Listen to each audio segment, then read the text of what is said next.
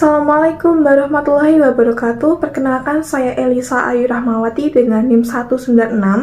Di sini saya akan mereview jurnal yang berjudul Digital Based Information System of Zakat Management in Indonesia, Strategies for Increasing Revenue in Fikih Muamalah Perspektif, yang ditulis oleh Armiadi Musa, Tauku Zulfikar, dan Bismi Khalidin.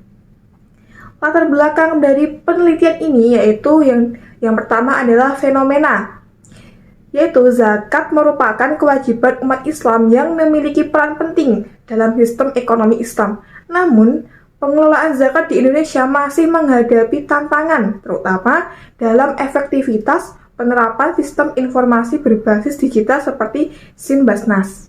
Yang kedua adalah riset gap. Jadi meskipun beberapa negara muslim seperti Malaysia dan Turki telah berhasil menerapkan sistem zakat berbasis digital, implementasi di Indonesia masih memiliki kendala, terutama di Aceh dan di NTB, terkait kualitas sumber daya manusia terkait informasi teknologi, kurangnya sosialisasi, serta efektivitas pengelolaan dana zakat. Selanjutnya, kita akan membahas terkait kajian teori. Yang pertama adalah Green Theory. Menggunakan yang pertama, fikih muamalah, yaitu sebagai dasar pengelolaan zakat, baik dalam aspek pengumpulan maupun distribusi. Yang kedua adalah teori sistem informasi manajemen, yaitu untuk menganalisis efektivitas SIM Basnas dalam meningkatkan transparansi dan akuntabilitas pengelolaan zakat. Selanjutnya adalah hipotesis. Yang pertama, implementasi SIM Basnas berpengaruh positif terhadap efektivitas pengelolaan zakat. Yang kedua adalah kualitas SDM IT berpengaruh positif terhadap keberhasilan implementasi sistem zakat digital. Yang ketiga, sosialisasi sistem informasi zakat berpengaruh positif terhadap kepercayaan muzaki. Yang keempat, ketersediaan fasilitas IT netral atau tidak berkorelasi terhadap efektivitas SIM Basnas. Dan yang terakhir adalah implementasi SIM Basnas berpengaruh negatif terhadap legalitas muzaki dalam membayar zakat. Selanjutnya kita akan memasuki metode penelitian. Yang pertama adalah jenis penelitian, yaitu menggunakan mixed method atau penelitian kualitatif dan kuantitatif. Yang kedua adalah populasi, yaitu semua pegawai dan pengelola zakat di Basnas, NTB, dan Aceh. Yang kedua adalah muzaki yang menggunakan layanan Basnas. Ketiga adalah sampel, yaitu ada 36 responden. Keempat, teknik pengambilan sampel, yaitu menggunakan teknik purposive sampling. Yang kelima adalah kriteria pengambilan sampel. Yang pertama adalah ada pegawai Basnas yang menggunakan SIM Basnas. Yang kedua adalah operator IT. Yang ketiga adalah muzaki. Yang keenam adalah teknik pengumpulan data. Yang pertama adalah wawancara, dokumentasi, observasi partisipatif, dan kuesioner. Next, ada variabel. Nah, yang pertama adalah variabel independen. Adalah implementasi SIM Basnas. Yang kedua, variabel dependennya adalah efektivitas pengelolaan zakat.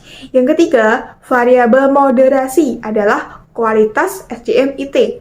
Dan yang terakhir adalah variabel kontrolnya adalah sosialisasi SIM Basnas. Selanjutnya adalah teknik analisis data, yaitu menggunakan analisis kuantitatif yang meliputi uji normalitas, uji korelasi Pearson, dan Spearman. Yang kedua adalah analisis kualitatif, yaitu menggunakan triangulasi data melalui wawancara dan observasi.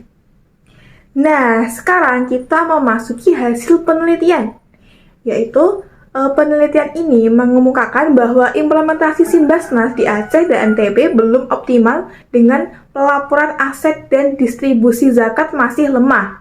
Kualitas SDM IT berpengaruh positif, tapi tidak ada korelasi signifikan antara fasilitas IT dan efektivitas SIM Basnas. Kendala utama meliputi kesalahan input data, regulasi di Aceh, kurangnya SDM IT, dan minimnya sosialisasi, sehingga SIM Basnas tidak signifikan meningkatkan loyalitas Muzaki. Selanjutnya adalah keterbatasan dari penelitian ini, yaitu jumlah sampel yang terbatas. Tadi saya menyebutkan ada 36 responden.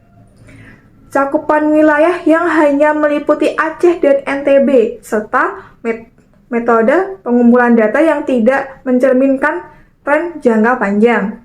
Selain itu, penelitian ini juga belum membandingkan implementasi zakat digital di Indonesia dengan negara lain yang lebih maju dalam sistem yang sama.